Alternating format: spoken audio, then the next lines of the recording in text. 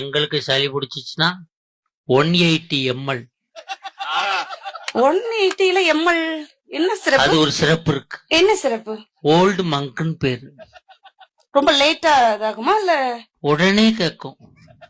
இப்ப எங்க நாங்க வாங்குற காஃப் வேணாமோ?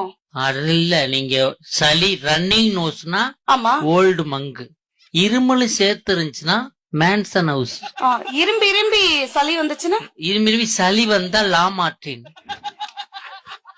என்ன சார்? வேற என்ன பிரச்சனைன்னு சொல்லுங்க, நான் மெடிசன் படிச்சிருக்கேன். டிசென்ட்ரினா சார்?